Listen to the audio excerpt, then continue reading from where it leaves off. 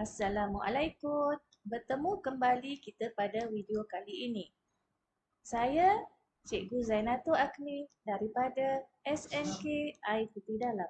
Pada video kali ini, kita akan bincangkan, kita akan lihat topik yang sebelum ini, sambungan topik yang sebelum ini, iaitu kita nak membincangkan bagaimana kita menggunakan ukur indeks untuk operasi pendarapan dan pembahagian.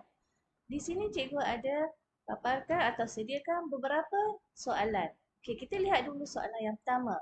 Permudahkan setiap yang berikut.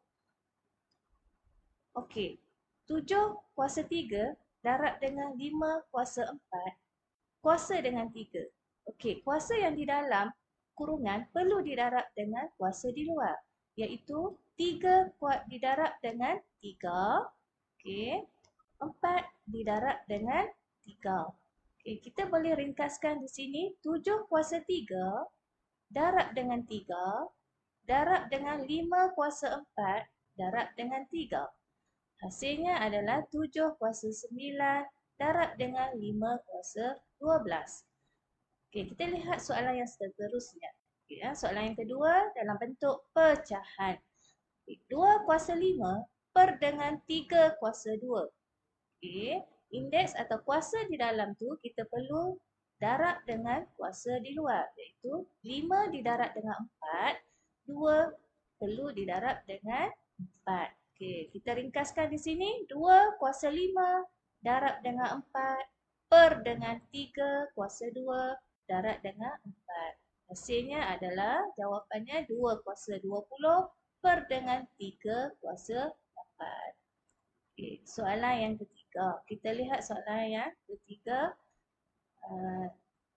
3M kuasa 2, N kuasa 3 dikuasakan dengan 3.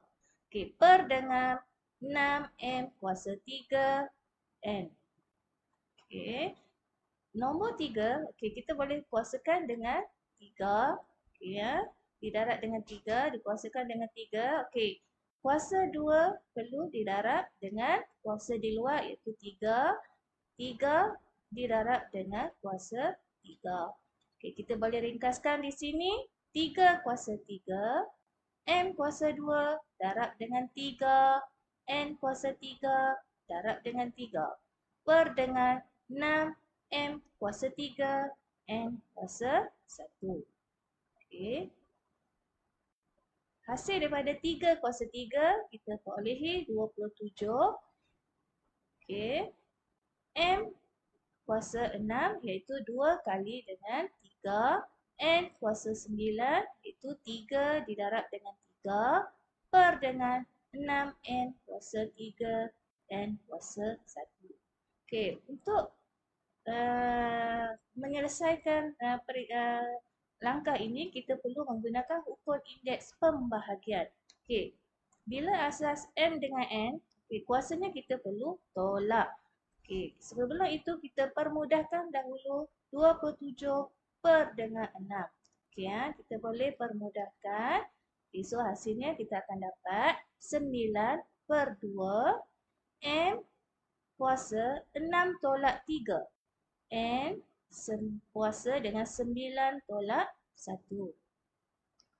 So jawapannya kita akan dapat 9 per dengan 2.